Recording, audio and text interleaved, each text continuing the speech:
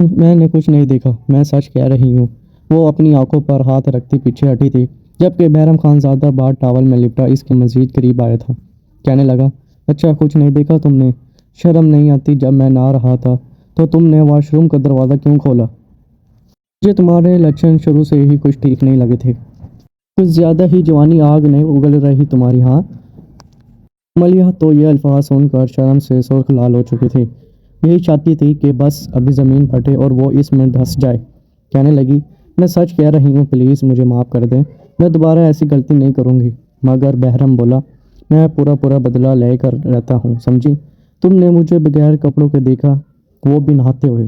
اب جب تک میں تمہیں پردے سے آزاد نہ دیکھ لوں، میں تمہیں بخشوں گا نہیں۔ ملیحہ کو اپنی جان نکلتی محسوس ہوئی تھی جب بہرام نے اس کا دوپٹہ کھینچ کر ایک طرف پھینکا۔ وہ اپنے ہاتھوں سے اپنے سینے کو چھپانے لگی تھی، جنہیں بڑی ترسی نظروں سے بہرام دیکھ رہا تھا۔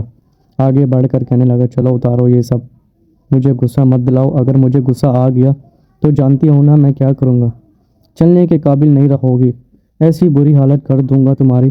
بہرام کے الفاظ اس کی جان نکال رہے تھے۔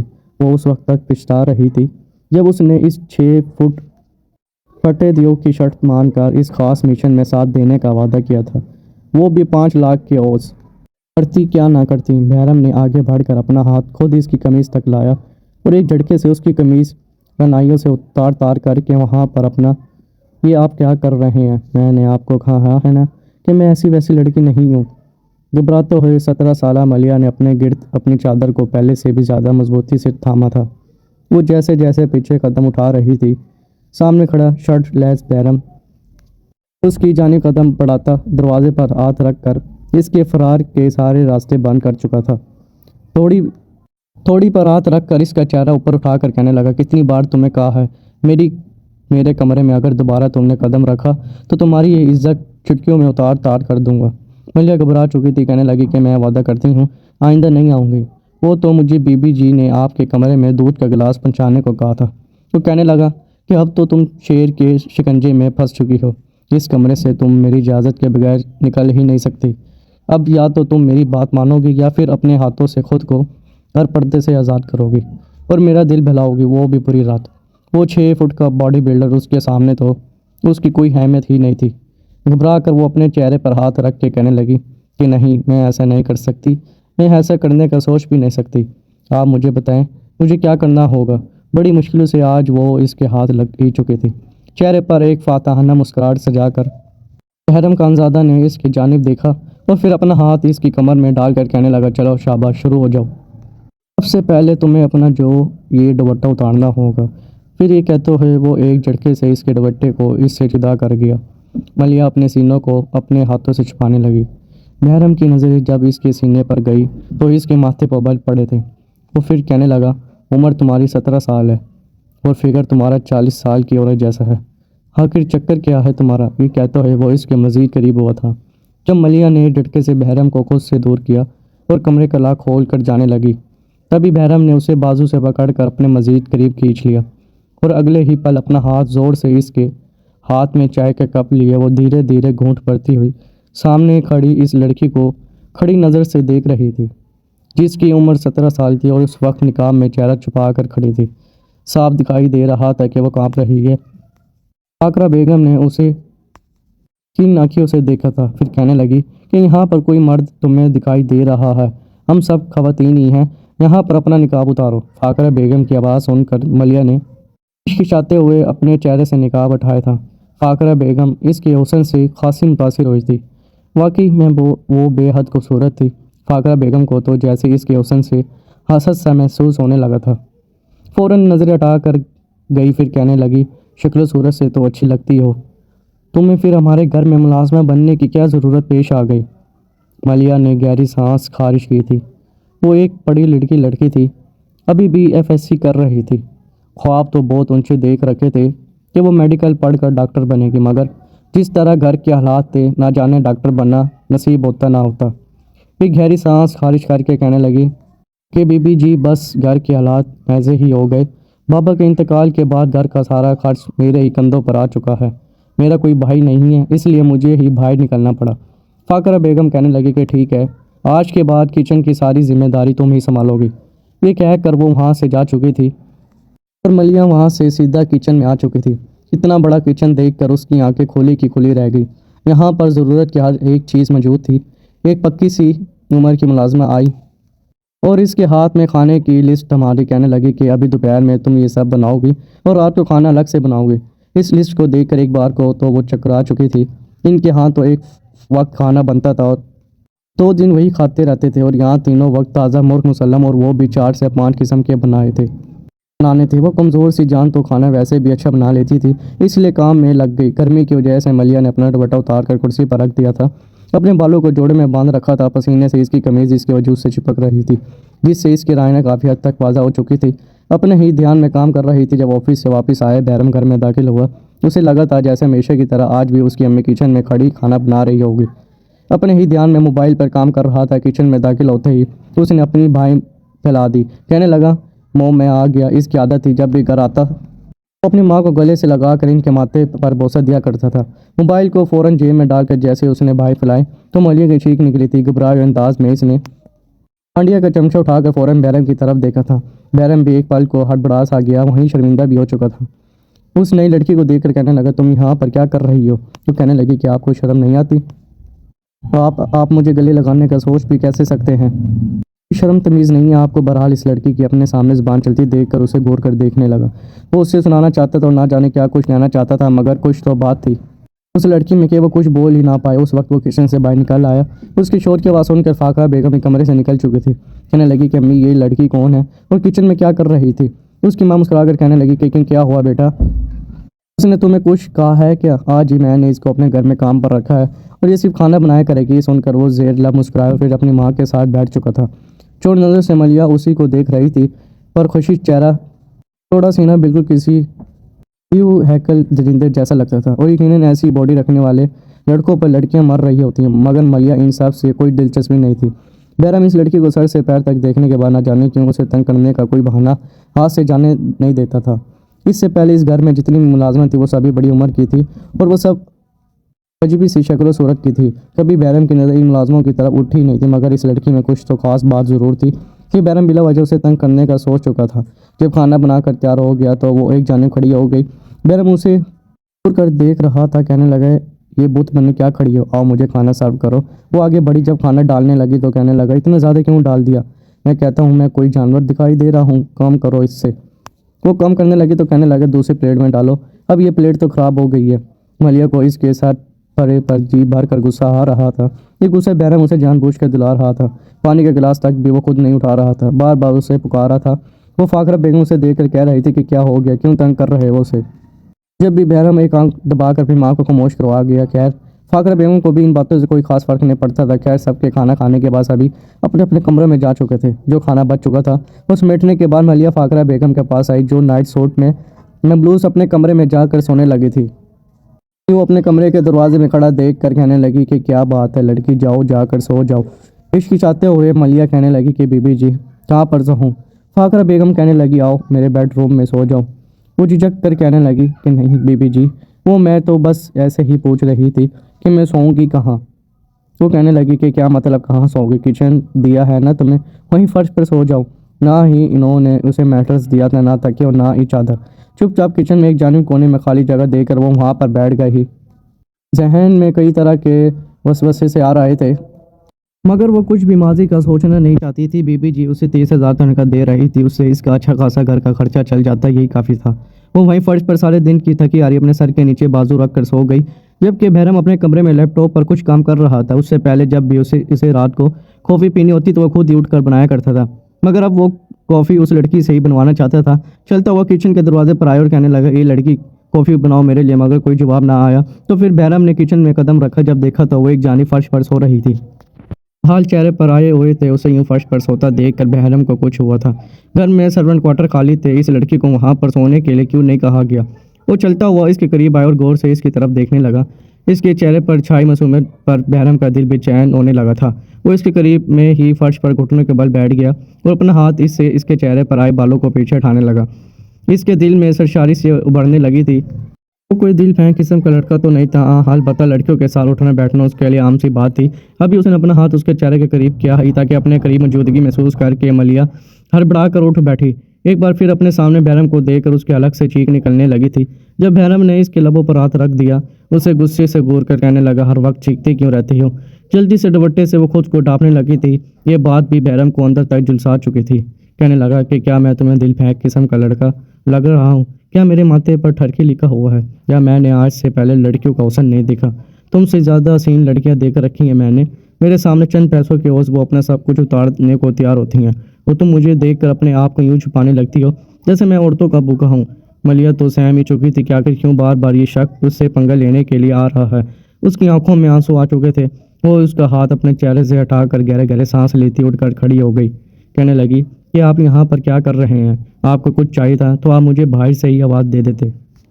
कहने लगा कि दी तो थी, मगर तुम एक गधे घोड़े बेच कर सो रही थी। मेरे लिए कॉफ़ी बना कर लाओ और दोबारा ये नौटंकी मेरे सामने मत करना। वो खामोश हो चुकी थी। अब आधी रात को उसके लिए कॉफ़ी बना रही थी। वो तो ये कह कर गया था कि बिना बना कर मेरे कमरे में ही ले आना। रात के तकरीबन 11:15 बज रहे थे जब लड़खड़ाते हुए कदमों से वो कॉफ़ी बनाकर उसके दरवाजे के करीब लेकर गई। दरवाजे पर हल्की सी दस्तक दी तो वो कहने लगा कि अंदर आ जाओ। हिचकिचाते हुए वो अंदर दाखिल हुई तो सामने बहरम बेड पर टेक लगाए बैठा था। शर्ट का नामो निशान मौजूद नहीं था। उस वक्त उसने सिर्फ शॉर्ट रखे थे। ये देख कर तो मलिया का चेहरा सुर्ख होने लगा। फौरन वो रुख बदल कर खड़ी हो गई। उसे यूं करता देखकर बहरम के चेहरे पर शैतानी मुस्कुराहट छा गई। कहने लगा कि क्या हो गया, उधर क्यों चेहरा कर दिया? मैं यहाँ पर बैठा हूँ, लाओ मुझे कॉफ़ी दो। वो कहने लगी कि नहीं, मैं आपको नहीं दे सकती, आप ये कॉफ़ी ऐसे ही मुझसे ले लें। बहरम चलता हुआ उसके पीछे आकर खड़ा हो चुका था। अपनी गहरी सांसें उसकी गर्दन पर निचार करने लगा। मलिया को तो लगा जैसे वो वहीं बेहोश होकर गिर जाएगी। जब उसने इसकी कमर से अपना हाथ आगे लाते वो कॉफ़ी का मग पकड़ा था और फिर घूंट भर कर कहने लगा, अच्छी कॉफ़ी बनाई है। आज के बाद रोज़ रात को उस वक्त तुम मुझे कॉफ़ी ला कर दिया करोगी। मलिया तो बगैर पीछे मुड़कर देखे वहाँ से भाग गई थी। किचन में आकर दोबारा फर्श पर बैठ गई। बड़ी मुश्किल से ही उसकी दोबारा आंख लगी थी। अगली सुबह बहरम जब ऑफिस में गया तो उस पर एक बम फूट चुका था। उसका दोस्त, जिसे वो दोस्त समझता था, वो आस्तीन का साफ निकला था। यजदान कुरैशी ने उसे एक बहुत बड़ा धोखा दे दिया था जो कभी उसका दोस्त रह चुका था। वो धोखे से इसके पेपर्स पर साइन ले चुका था और अब इसकी कंपनी पर केस करके ये जितलाना चाहता था कि ये कंपनी मेरी है और बहरम खानजादा ने इस पर कब्जा कर रखा था। ये सिचुएशन कुछ इस अंदाज से इसके सामने आई थी कि वो सर पकड़ कर बैठ गया। खाना पीना ही बहरम खानजादा भूल चुका था। उसे बिल्कुल भी अंदाज़ा नहीं था कि उसके बचपन का दोस्त उसके साथ इतना बड़ा धोखा भी कर सकता है। फ़ौरन उसने यजदन को कॉल मिलाई थी, जो दूसरी जानिब टांग पर टांग चढ़ाए बैठा सिगरेट के खश्क ले रहा था। कर कहने लगा, तुम्हें क्या लगता है मेरे बाप के दिए हुए कर्ज से तुमने ये जो कंपनी खड़ी की है, तुम अकेले इसके मालिक बन जाओगे और मैं सारी ज़िंदगी तुम्हारे नीचे काम करके तुम्हारे तलवे चाटता रहूँगा? हरगिज़ नहीं। अगर आज तुम किसी मकाम पर हो तो सिर्फ इसलिए हो क्योंकि मेरे बाप ने अपनी ज़मीनें बेच कर तुम्हारे बाप को कर्ज दिया था। और ख़ुद वो कंगाल मर गया, मगर मैं अपने बाप का हक लेकर रहूँगा। इस पूरी प्रॉपर्टी पर मेरा हक है क्योंकि इस पर मेरा बाप का पैसा लगा है। बहरम गुस्से से ये बीच कर कहने लगा, यजदन शर्म आनी चाहिए तुम्हें। अगर तुम्हारे बाप ने अपनी ज़मीनें बेचकर मेरे बाप को कर्ज दिया था तो वो दोनों मुखलिस दोस्त थे, भाइयों से बढ़कर थे, और इसके बाद मेरे वालिद ने वो सारा कर्ज उतार भी दिया था। तो मेरे साथ इतना बड़ा धोखा नहीं कर सकते। मगर यजदान का कॉल काट चुका था। कहने लगा कि अब कोई कोर्ट में ही बात होगी। इसके अलावा वो भी कंपनी कुछ ऐसे ख़ास डॉक्यूमेंट्स थे जो कि यजदन के ही पास थे। बस किसी भी तरह बहरम इन तमाम तर कागजात को निकलवाना चाहता था। अगर आकर वो सर पकड़ कर बैठ गया और वो कमज़ोर और अपने पेपर उससे निकलवा सके। वो पेपर इसके घर में मौजूद थे और वो तब भी मुमकिन था कि जब उसके घर में जाकर कोई रहे और वो पेपर्स बहरम को ला कर दे। अब भी बहरम ये सोच ही रहा था जब उसे अपनी माँ के चलाने की आवाज़ आई, ये क्या कर रही हो तुम? कोई अक्ल है कि नहीं तुम्हें? यहाँ पर तुम्हें मैंने किस लिए रखा है? हाँ, वो मलिया पर चला रही थी जब बहरम अपने कमरे से बाहर आया। सामने वो लड़की हाथ में बॉक्स और पेंसिल लिए खड़ी थी। फाकरा बेगम इस पर चलाई जा रही थी। वो रोते माफ़ी मांग रही थी कि ठीक है, मैं आइंदा के बाद इस वक्त नहीं पढ़ूंगी, मुझे माफ़ कर दीजिए। जबकि फाकर बेगम गुस्से से कहने लगी कि 2 टके की औकात है तुम लोगों की, और किताबें देखो मेडिकल की उठा रखी हैं। पढ़ाई तो ऐसे कर रही हो जैसे हमारे मुकाबले में आकर खड़ी हो जाओगी। रहना तुम लोगों ने वहीं है जो तुम अब हो। मैं तुम्हारी इन किताबों को आग लगा दूंगी, समझी? यहाँ पर मेरा सर दर्द से फट जा रहा है, तुम किताबें खोल कर बैठी हो। वो इन किताबों को एक तरफ रखती फ़ौरन चाय बनाने लगी, साथ रो भी रही थी। बहरम अपनी माँ से कहने लगा कि रिलैक्स माम, क्यों चला रही हैं इस पर? फाखरा बेगम ने तो आड़े आते बैठे को भी लिया था। कहने लगी कि देख लो इसकी हालत, 3 बार इसको आवाज़ दी है कि मेरे लिए चाय लेकर आओ, سر میں درد ہو رہا ہے، مگر یہ محترمہ تو اپنے کانوں میں روئی ٹھوس کر بیٹھی ہوئی ہے اور کتابیں پڑھ رہی ہے۔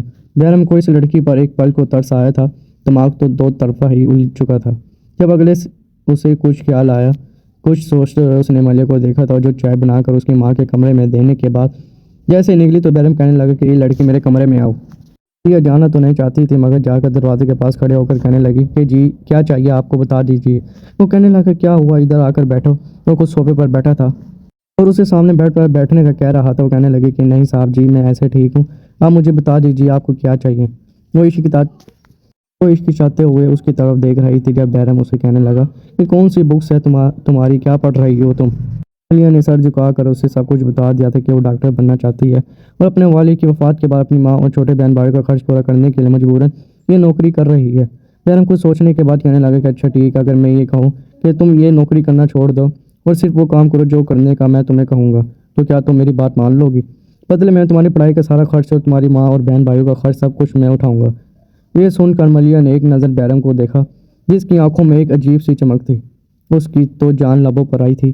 بہرام تو پہلے دن سے ہی اس کی نظروں میں کوئی خاص مقام نہیں بنا پایا تھا۔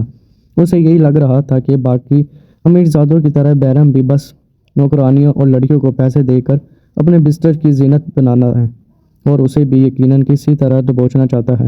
وہ فوراً اپنی چادر کو مضبوطی سے تھام کر کہنے لگی کہ نہیں، کوئی ضرورت نہیں ہے، میں خود ہی محنت کر کے اپنی پڑھائی کر لوں گی، اس کے لیے مجھے آپ کی بات نہیں ماننی۔ وہ کمرے سے باہر جانے لگی تو بہرام فوراً سے کہنے لگا 5 لاکھ میں 5 لاکھ دوں گا تمہاری پڑھائی کا خرچہ، علاقے کی سب سے اچھی یونیورسٹی تمہارا ایڈمیشن کرواؤں گا، وہاں پر تم پڑھائی مکمل کرنا، لیکن بدلے میں 1 مہینے کے لیے تمہیں وہ کرنا پڑے گا جو میں کہوں گا۔ ملیہ کے قدم رک گئے تھے، اسے اپنی عزت اپنے ہاتھوں سے جاتی ہوئی محسوس ہو رہی تھی۔ آنکھوں میں آنسو آ چکے تھے، یا پھر شاید اس نے سوچنے میں بہت جلدی کر دی تھی۔ روتے ہوئے اس نے بہرام کی طرف دیکھا، کہنے لگی کہ ہاں ایسے ہی ہوتے ہو تم سب امیر لوگ، تم لوگوں کے پاس پیسہ آ جائے تو ہم غریبوں کو اپنے ہاتھ کا کیڑا مکوڑا سمجھنے لگتے ہو۔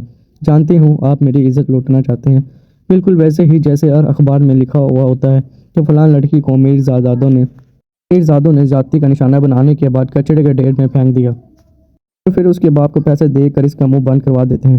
مگر میرا تو باپ بھی نہیں اور میری ماں تو ویسے ہی ڈرپوک ہے۔ Shut up I said, just shut up, اپنی زبان کا لگام دو، کیا بکواس کیے جا رہی ہو؟ بہرام خانزادہ، بہرام انڈسٹریز کا مالک کیا اپنے گھر کے ایک ملازمہ کا وجود حاصل کرنے کے لیے اتنے پاپڑ بیلنے پڑیں گے؟ تم خود کو کیا کوئی اور پری سمجھتی ہو؟ نہ تم نے میرا معیار اتنا گرا ہوا سمجھ لیا کہ میں اپنے گھر میں ملازمہ کو لالچ دوں گا؟ جی تو چاہتا ہے کہ یہیں پر تمہیں وہ سب کچھ کر کے بتاؤں جو تم اپنے منہ سے بول رہی تھی۔ یہ شرمندی سی ہوئی تھی اور پھر رونے لگی۔ وہ کہنے لگا کہ معافی مانگو مجھ سے جلدی، ورنہ ابھی تمہارا وہی اشر کروں گا جو تم اپنے منہ سے بول رہی ہو، اور میں تمہیں کچرے کے ڈھیر پر نہیں پھینکوں گا، بلکہ تمہاری بوٹی کرنے کے بعد اپنے اسی کمرے کے بیسمنٹ میں دفن کر دوں گا، بالکل حکایت ہو جاؤ گی، پولیس تک کو پتہ نہیں چلنے دوں گا، سمجھی؟ ملیہ تو کام چکی تھی کہ کہیں سچ مچ میں وہ اس کی بوٹی نہ کر دے۔ کہنے لگی کہ اچھا ٹھیک ہے، میں معافی چاہتی ہوں، میں زیادہ بول گئی، میں دوبارہ ایسا نہیں کروں گی، دور ہٹے مجھ سے۔ تو وہ کہنے لگے کہ ہاں بھی مجھے کوئی شوق نہیں تم جیسے لڑکی کے قریب آنے کا۔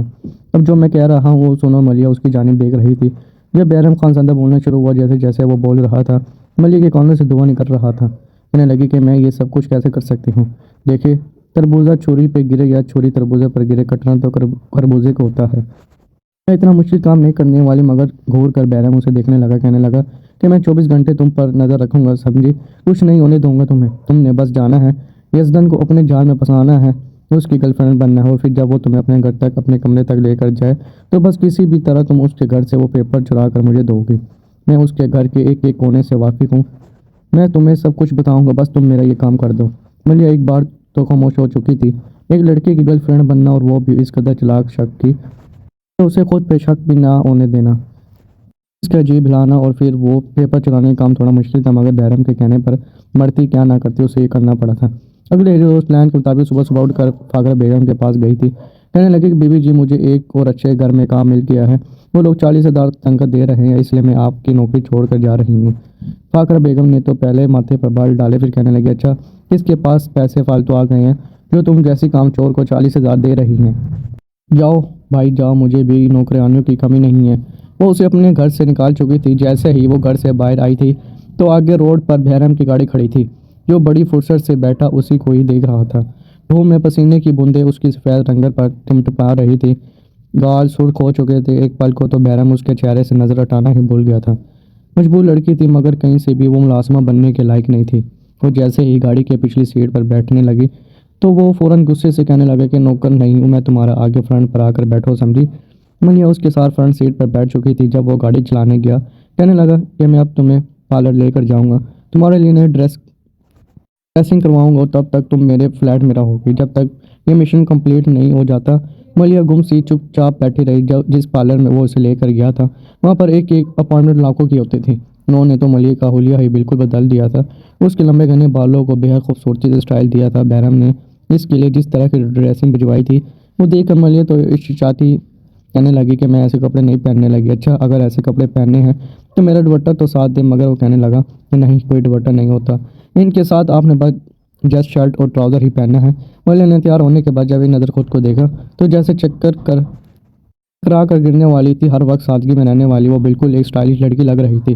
ایک گہری سانس خارج کر کے جب وہ باہر آئی تو بہرام تو پل کے جب رکنا بھول چکا تھا۔ اس کے اندر کے جذبات ٹھاٹھے مارتے درے کی طرح باہر آنے کو بےتاب تھے۔ ملیحہ اس کے سامنے آ کر کھڑی ہو گئی۔ وہ اسے ہی دیکھے جا رہا تھا جب وہ گلا کھنکار کر کہنے لگی کہ اب آپ ایسے کیا دیکھ رہے ہیں، کیا میں ٹھیک نہیں لگ رہی؟ وہ ہڑبڑا کر کہنے لگے کہ نہیں بے آج خوبصورت لگ رہی ہو، تو تم سے نظر ہی نہیں ہٹا پا رہا، جی تو چاہ رہا ہے کہ ابھی تمہیں اپنے بہاؤ میں بڑھ لوں، تو پھر تب تک نہ چھوڑو جب تک میری محبت تمہارے وجود پر اپنی مہر نہ چھوڑ دے۔ ملیحہ گور کر اسے دیکھنے لگی تھی۔ کہنے لگی اگر آپ نے ایسی باتیں کرنی ہیں تو میں یزدان کو جا کر آپ کی حقیقت کھول کر بتا دوں گی کہ آپ نے مجھے اس کام کے لیے بھیجا ہے، سمجھے آپ؟ اس کی دھمکی پر بہرام کے ماتھے پر بل آئے تھے مگر وہ اسے ساری بات سمجھاتا اپنے ساتھ باہر لے آیا اور پھر ٹھیک اس کے آفس کے باہر اسے چھوڑ کر خود دوری پر کھڑا ہو چکا تھا۔ وہ اسے موبائل بھی دے چکا تھا وہ اس سے رابطہ کر سکے۔ کچھ دیر بعد یزدان اپنے آفس سے باہر نکلا تھا۔ جب اس نے لفٹ لینے کے بہانے یزدان کی گاڑی کے آگے کھڑے ہو کر ہاتھ ہلایا، یزدان تو اس کم عمر لڑکی کو دیکھ کر وہیں پر رک چکا تھا۔ کہنے لگا کہ ہائی ڈیئر کہاں جانا ہے آپ کو، میں آپ کو چھوڑ دیتا ہوں۔ ملیحہ اس کی گاڑی پہ بیٹھ چکی تھی، ٹانگ پہ ٹانگ چڑھائے اپنے بالوں کو ایک طرف کیے اس نے اپنی آنکھوں سے چشمہ اتارا۔ یزدان چلا تو گاڑی رہا تھا مگر دیکھ اسی کو رہا تھا۔ جب بڑے ہی بے باک انداز میں اس نے اپنی اینک اتار کر اپنے گلے کے آگے کی طرف لگائی تھی، جیسے جیسے اینک اس کے گلے کے اندر جا رہی تھی یزدان اپنے لبوں پر زبان پھیرتا رہ گیا تھا۔ کہنے لگا کہ تم بہت ہی ہاٹ لڑکی ہو، قسم سے میں نے آج تک اتنی خوبصورت لڑکی نہیں دیکھی، کیا تم میری گرل فرینڈ بنو گی؟ یہ سن کر وہ بھی ایک آزاد خیال لڑکی کی طرح سے بیہیو کرنے لگی، پھر کہنے لگی کہ نہیں میں گرل فرینڈ بننے کا سوچ بھی نہیں سکتی، مجھے لڑکوں کی فرینڈ بننے میں کوئی دلچسپی نہیں ہے، ہم تو بس من جوئی سے لوگ ہیں۔ اس کے بالوں میں ایک ہیئر پن لگی تھی جس میں ایک چھوٹا سا مائکرو فون بھی تھا، جو کچھ باتیں ان کے بیچ ہو رہی تھی۔ بہرام کچھ دوری پر ڈرائیو کر کے آتا ہوا اس کی ساری باتیں سن رہا تھا۔ وہ دونوں ہنس ہنس کر باتیں کر رہے تھے اور نہ جانے کیوں بہرام کو عجیب سا محسوس ہو رہا تھا۔ جب یزدان مسکرا کر کہنے لگے کہ تم میری دوست بنو گی، اس میں تو تمہیں کوئی اعتراض نہیں ہوگا نا؟ ملیحہ مان چکی تو پھر ایک نامعلوم جگہ پر وہ اتر گئی۔ دونوں ایک دوسرے کا نمبر ایکسچینج کر چکے تھے اور بہرام پھر اسے لے کر اپنے فلیٹ میں آ چکا تھا۔ فلیٹ میں ضرورت کی ہر چیز موجود تھی۔ وہ کہنے لگا ویل ڈن لڑکی، تم نے بہت اچھا کام کیا، اب یہاں پر ہر ضرورت کی چیز موجود ہے، کل میں تمہیں دوبارہ لینے آؤں گا، تب تک تم یہیں رہو۔ وہ وہاں سے جانے لگا تو ایک نظر ملیحہ نے آس پاس دیکھا، اسے یہ فلیٹ کاٹنے کو دوڑ رہا تھا۔ اس سے پہلے کہ بہرام وہاں سے جاتا وہ اس کا بازو پکڑ چکی تھی۔ پہلی بار اس لڑکی کا خود کو یوں چھونا بہرام کے سوائے وہ جذبات کو جگانے لگا۔ وہ اسے پلٹ کر دیکھنے لگا، چہرے پر گھبراہٹ کے تاثرات تھے۔ ملیحہ کہنے لگی کہ آپ کہاں جا رہے ہیں؟ وہ کہنے لگا کہ گھر جا رہا ہوں۔ ملیحہ کہنے لگی کہ مجھے ڈر لگ رہا ہے، میں تو کمرے میں بھی اپنی اماں کے ساتھ اپنی چارپائی بچھا کر سوتی ہوں، بھلا اتنے بڑے گھر میں اکیلے کیسے رہوں گی؟ پھر اس نے آس پاس دیکھا، کہنے لگا ہاں تو پھر اب تم کیا چاہتی ہو؟ جو وہ چاہتی تھی بہرام سمجھ تو چکا تھا۔ پھر کہنے لگا کہ اچھا تم یہ چاہتی ہو کہ میں تمہارے ساتھ اس فلیٹ میں رہوں؟ وہ چاہتے ہوئے نام میں سار ہلا گئی کہ نہیں، میں آپ پر اعتبار نہیں کر سکتی، بس آپ مجھے میرے گھر والوں کے پاس رہنے کی اجازت دے دیں۔ بہرام کہنے لگا ہرگز نہیں، جس حلیہ اس وقت تم موجود ہو تمہاری ماں دیکھ کر بے ہوش ہو جائے گی، اس لیے کچھ سوچنے کے بعد میں اپنے گھر میں فاخرہ بیگم کو کال کر کے کہا تھا کہ وہ ضروری کام سے آؤٹ آف سٹی جا رہا ہے، اس لیے اب چند روز بعد ہی آئے گا۔ فاخرہ بیگم اس سے پہلے کہ اس سے کوئی سوال کرتی وہ کال کاٹ چکا تھا۔ ملیحہ کو ابھی کچھ اطمینان ہوا تھا۔ کچن میں جا کر وہ کھانا بنانے لگی۔ جیسے جیسے وہ کھانا بنا رہی تھی بہرام باہر بیٹھا اسی کو دیکھ رہا تھا۔ وہ اسے پسند کرنے لگا مگر دماغ یہ بات ماننے کو تیار نہیں تھا۔ بہرام کو کھانا دینے کے بعد وہ نیچے فرش پر بیٹھ کر کھانا کھانے لگی تو بہرام اسے ٹوک کر کہنے لگا کہ نیچے کیوں بیٹھ رہی ہو تم، اب نوکرانی نہیں ہو سمجھی، اوپر بیٹھ کر کھانا کھاؤ۔ کھانا کھانے کے بعد اس نے ایک پیکٹ اس کی طرف بڑھایا تھا جس میں اس کے لیے نئی بکس اور نوٹس سے کہنے لگا کہ یہ پڑھ لو، میں نہیں چاہتا کہ ان سب کے بیچ تمہاری پڑھائی کا کوئی حرج ہو، بس تم میرا کام کرتی جاؤ، میں تمہاری زندگی میں آسانیاں پیدا کرتا جاؤں گا۔ مالیہ تو کتابیں پا کر خوش ہو چکی تھی، مسکرا کر اس کا شکریہ ادا کرنے لگی۔ اس کے بعد بہرام تو دوسرے کمرے میں جا کر سو چکا تھا، مگر وہ کتنی ہی دیر باہر بیٹھی ان کتابوں اور نوٹس کو پڑھتی رہی اور پھر کمرے میں جا کر سو چکی تھی۔ اس فلیٹ میں ایک ہی باتھ روم تھا۔ صبح جب وہ اٹھی تو اپنے ہی دھیان میں اس نے اپنے کپڑے نکالے تھے۔ اسے لگا تھا کہ بہرام ابھی تک سو رہی ہوگا۔ کمرے سے کپڑے نکالنے کے بعد جیسے ہی وہ کمرے میں موجود باتھ روم کی طرف گئی تو جمائی لیتے ہوئے ایک جھٹکے سے اس نے دروازہ کھول دیا تھا۔ سامنے کا منظر دیکھ کر اس کے اوپر کا سانس اوپر اور نیچے کا نیچے رہ گیا، کیونکہ سامنے بہرام بغیر کسی لباس کے کھڑا نہ رہا تھا، بالوں میں شیمپو لگا رکھا تھا اور دونوں ہاتھوں سے اپنے بالوں کو مساج کر رہا تھا۔ جب یوں جھٹکے سے دروازہ کھولنے پر پلٹ کر اس نے اس طرف دیکھا، دونوں کی نظریں چند سیکنڈ کے لیے ہی ٹکرائی تھی، جبکہ اس کی چند سیکنڈ میں مالیہ اس کے پورے وجود کو دیکھ چکی تھی۔ اس کے کپڑے اس کے ہاتھ سے چھوٹ کے نیچے گر چکے تھے اور اپنے چہرے پر ہاتھ رکھ کر وہ چلانے لگی۔ چیختی ہوئی فوراً وہاں سے بھاگ گئی تھی، مگر باتھ روم کا تھوڑا بہت پانی باہر بھی آ چکا تھا، جس سے سلپ ہو کر وہ منہ کے بل گری تھی۔ بڑی مشکل سے اڑ کر سلپ ہوتی بھاگ کر وہ دوسرے کمرے میں آ کر بیٹھ چکی تھی۔ ابھی تک اس نے اپنی آنکھوں کے آگے ہاتھ رکھا ہوا تھا، یہ کیا دیکھ لیا تھا اس نے؟ اب تو بہرام اس کی جان ہی لے لیتا۔ بھلا وہ اتنی بڑی غلطی کیسے کر سکتی تھی؟ خوف کے مارے وہ گرے گرے سانس لے رہے تھے، گہرے سانس لے رہی تھی۔ بہرام کی طرف سے ابھی کوئی آواز نہیں آئی تھی۔ کچھ دیر بعد ڈرالے سے دروازہ کھولنے کی آواز آئی اور بہرام لمبے لمبے ڈگ بڑھتا ہوا سیدھا اس کے کمرے میں ہی آیا تھا۔ آنکھوں میں غصہ تھا، غصے سے آنکھیں لال ہو رہی تھی۔ وہ شلوار اور بنیان میں ملبوس اس کے سامنے آیا تھا۔ خوف کے مارے مالیہ بیڈ سے اٹھ کر کھڑی ہو گئی، اپنا ہاتھ اپنے چہرے پر رکھے ہوئے کہنے لگی کہ معاف کر دیں مجھے پلیز پلیز، میں نے جان بوجھ کر کچھ نہیں کیا۔ مجھے تو لگا تھا کہ آپ تو دن کے 10-12 بجے اٹھیں گے، آپ کو تو 7 بجے اٹھنے کی عادت نہیں ہے، اس لیے میں اپنے دھیان میں دروازہ کھول گئی۔ آپ کو بھی تو دروازہ لاک کرنا چاہیے تھا نا، اس میں بھلا میری کیا غلطی تھی؟ دیکھیے میں نے آپ کو کچھ بھی نہیں دیکھا، میں سچ کہہ رہی ہوں، میں نے آپ کا کچھ بھی نہیں دیکھا، پلیز دور رہیں مجھ سے۔ وہ گھبراتے ہوئے یہ سب کچھ بول رہی تھی جب بہرام مٹھیاں بیچ کر آگے بڑھا اور کہنے لگا کہ اچھا تم نے کچھ نہیں دیکھا میرا؟ پورے 5 سیکنڈ تک تمہاری آنکھیں میرے پورے وجود پر رینگتی رہی اور تم کہہ رہی ہو تم نے میرا کچھ نہیں دیکھا؟ شرم نہیں آتی تمہیں؟ دن دہاڑے ایک شریف عزت دار لڑکے کی عزت کو دیکھتی ہو، بس اب حساب تک ہی برابر ہوگا۔ جس طرح تم نے مجھے دیکھا ہے ٹھیک ویسے اب میں بھی تمہیں دیکھوں گا۔ مالیہ کو تو جان کے لالے پڑے ہوئے تھے، محسوس ہوئے تھے۔ وہ کہنے لگی کہ شرم نہیں آتی آپ کو؟ ایک لڑکی کے ساتھ ایسی بات کرتے ہیں؟ وہ اپنے سینے پر فوراً ہاتھ رکھ چکی تھی۔ بہرام آگے بڑھتا کہنے لگا کہ نہیں، یہاں پر تمہارے اور میرے علاوہ کوئی بھی نہیں ہے، میں حساب برابر کرتا ہوں، بدلہ لے کر رہتا ہوں۔ تم نے بھی تو مجھے دیکھا ہے نا، چاہے جیسے بھی دیکھا، اب میں بھی تمہیں بالکل ویسے ہی دیکھوں گا۔ چلو اتارو اپنا یہ سب کچھ اور جلدی کرو، ورنہ اگر تم نے مجھے مزید غصہ دلایا نا تو میں تمہیں دیکھنے کے علاوہ اور بھی بہت کچھ کر لوں گا۔ یہاں پر تمہارے اور میرے علاوہ کوئی بھی نہیں ہے اور یہاں کی 2 دار دیواریں بھی ساؤنڈ پروف ہیں، تمہاری چیخیں دور دور تک سننے والا کوئی نہیں ہوگا۔ وہ تو یوں تھی جیسے کاٹو تو خون نہ نکلے، ایک کونے میں کھڑی ہو کر کہنے لگی کہ نہیں پلیز ایسا مت کرے، میں مر جاؤں گی۔ میں آپ کا اتنا بڑا کام کر رہی ہوں، میں اس مشن میں آپ کی ہیلپ کروا رہی ہوں، اس لیے مجھے معاف کر دیں۔ مگر بہرام چلتا ہوا اس کے قریب آ چکا تھا۔ اس وقت ویسے ہی وہ رومانس کے موڈ میں تھا، آج تک کسی لڑکی کے اس قدر قریب نہیں گیا تھا، مگر بار بار اس کا جی مچلتا تھا کہ وہ اس لڑکی کے قریب جائے، اسے چھوئے اور اس کے ساتھ گستاخیاں کرے۔ آگے بڑھ کر اس نے مالیہ کی گردن پر اپنا ہاتھ رکھ دیا۔ اس کا لمس پا کر مالیہ بھی یوں تھی جیسے ابھی بے ہوش ہو جائے گی۔ پورے وجود میں سنسنی کی لہر دوڑ گئی جب بہرام نے اپنا ہاتھ اس کی گردن پر رکھا اور دھیرے دھیرے اپنا چہرہ اس کے چہرے کے قریب لے کر جانا شروع ہو گیا۔ کہنے لگا کہ اچھا اگر میرے سامنے اس حالت میں نہیں آ سکتی تو پھر مجھے ایک کس کرو، وہ بھی یہاں میری گردن پر۔ مجھے یہاں پر اپنی گردن پر نشان بنا ہوا چاہیے۔ اگر تم لب بائٹ بناتی ہو تو وعدہ کرتا ہوں تمہیں تنگ نہیں کروں گا۔ وہ اس کے سامنے اپنے سینے پر ہاتھ باندھ کر کھڑا ہو چکا تھا اور مالیہ تو بالکل بے ہوش ہونے کے قریب تھی۔ کرتی کیا نہ کرتی، خوش ہوتے حلق کو تر کر کے کہنے لگی اچھا اپنی آنکھیں بند کریں پہلے آپ۔ جیسے ہی بہرام نے اپنی آنکھیں بند کی تو اس نے اپنا ہاتھ بہرام کے کندھوں پر رکھا۔ بہرام کو لگ رہا تھا کہ جیسے ابھی اس لڑکی کا لمس وہ اپنی گردن پہ محسوس کرے گا، مگر تبھی بجائے اسے کس کرنے کے وہ اسے دھکا دے کر کمرے سے باہر بھاگی تھی اور کمرے کو باہر سے لاک کر چکی تھی۔ بہرام کو اس لڑکی سے چالاکی کی بالکل بھی امید نہیں تھی۔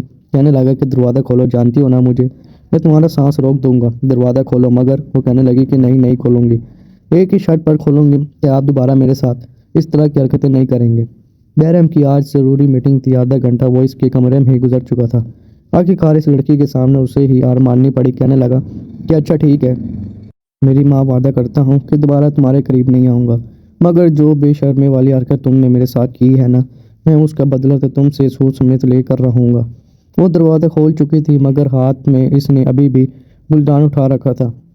بہرحال اس کی یہ حالت دیکھ کر ہنسا تھا، پھر لب کاٹ کر کہنے لگا کہ تمہیں بخشوں گا نہیں لڑکی، ایک دفعہ میں اپنا مطلب پورا کر لوں، پھر دیکھنا تمہاری حالت کیا کرتا ہوں۔ شام کو وہ اسے لے کر پھر اسی مکان پر آ چکا تھا جہاں پر یزدان سے اس نے ملنا تھا۔ یزدان اس کے پاس بیٹھا کبھی باتیں کرتا تو کبھی اس کا ہاتھ پکڑتا۔ ملیح کو دل ہی دل میں اب بہرام کا چھونا تو اچھا لگنے لگا تھا، مگر یزدان کے چھونے پر اسے عجیب سی بے چینی محسوس ہونے لگتی تھی۔ جس طرح اسے بہرام نے سمجھایا تھا وہ ویسا ہی کرتی جا رہی تھی۔ یہ بات تو وہ بھی جانتا تھا کہ یزدان کی کمزوری، یزدان بار بار اس کے قریب آنے کی کوشش کرتا، مگر ملیح جس حد تک ہو سکتا تھا اسے خود سے دور رکھ رہی تھی۔ 20 دن ان کی اس دوستی کو گزر چکے تھے جب یزدان بھی اس کی معصومیت پر دل کے ہاتھوں مجبور ہو چکا تھا۔ وہ کسی کی طرح سے اسے پانا چاہتا تھا۔ اس شام وہ اسے اپنے ساتھ گھر لے گیا، کہنے لگا کہ آج کی شام میں تمہارے ساتھ گزارنا چاہتا ہوں۔ ملیح مسکرا کر مان تو چکی تھی مگر تھوڑی گھبرا بھی رہی تھی۔ اس نے یزدان کی نظروں سے بچ کر بہرام کو میسج کیا تھا کہ اسے گھر لے کر جا رہا ہے۔ بہرام کو بھی بے چینی سے محسوس ہوئی تھی، اگر یزدان نے اپنی حدود کراس کرنا شروع کر دی اور ملیح کو خود کو اس سے بچا نہ پائی تو یہ سوچ کر ہی بہرام کی جان پر بن آئی تھی۔ وہ اس لڑکی پر دل و جان ہار چکا تھا۔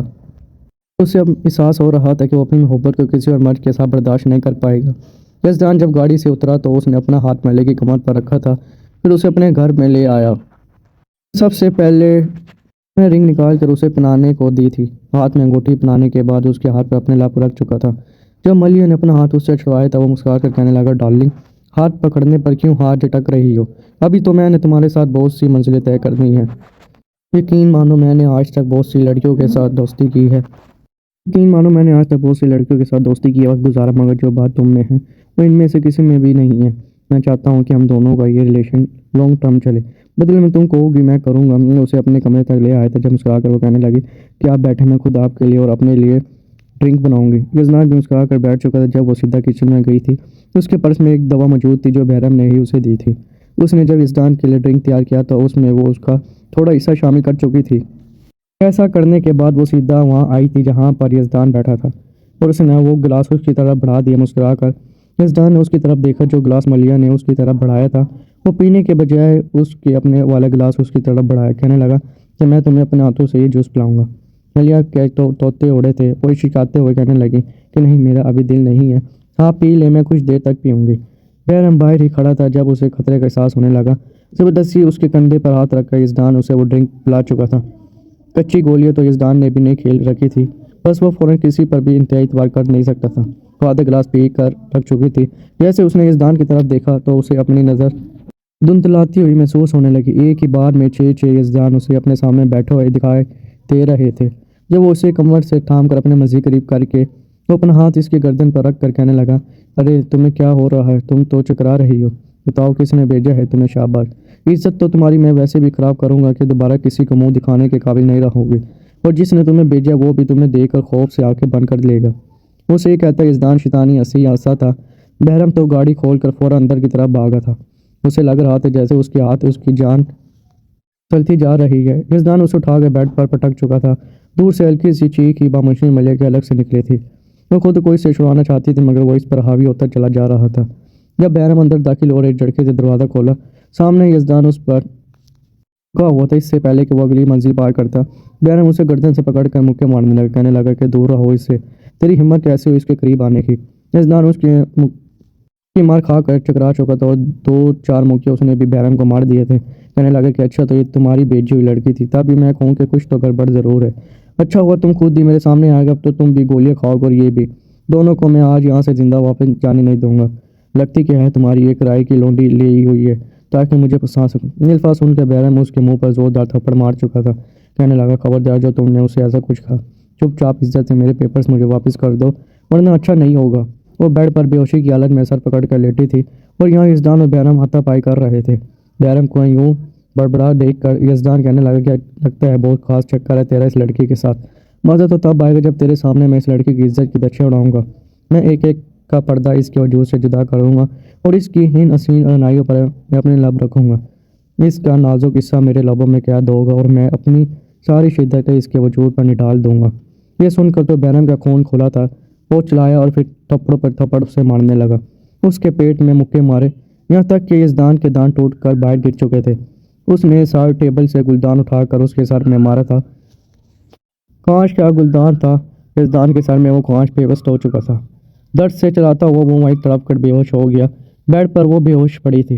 بہرام نے فوراً اس کے کمرے کی تلاشی لینا شروع کر دی۔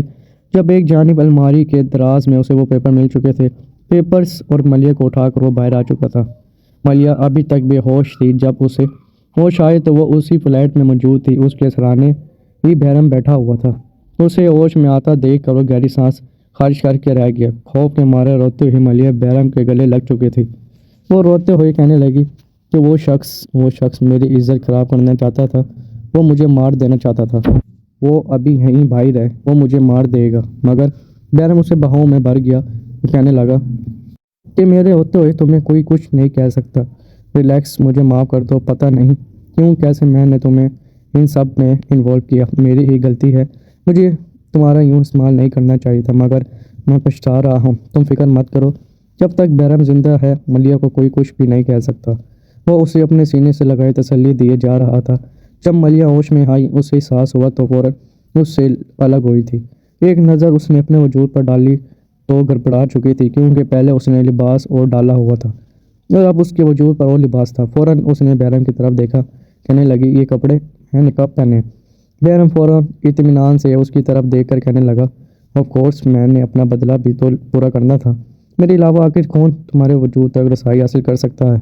فکر مت کرو، صرف کپڑے ہی چینج کیے ہیں اور کچھ نہیں کیا۔ وہ گہری مسکراہٹ چہرے پر سجا کر بولا تھا اور ملیہ کو لگا کہ جیسے اس کی جان نکلنے کو ہے۔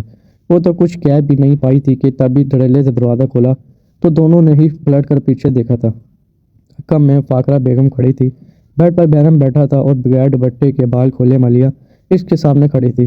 فاقرہ بیگم تو یقین کر ہی نہ پائی، وہ تو سمجھ رہی تھی کہ ان کا بیٹا دوسرے شہر کسی کام سے گیا ہوا ہے، مگر ان کے ایک جاننے والے نے ہی انہیں بتایا تھا کہ وہ تو بہرام کو اس طرف اکثر آتے جاتے دیکھتے رہتے ہیں۔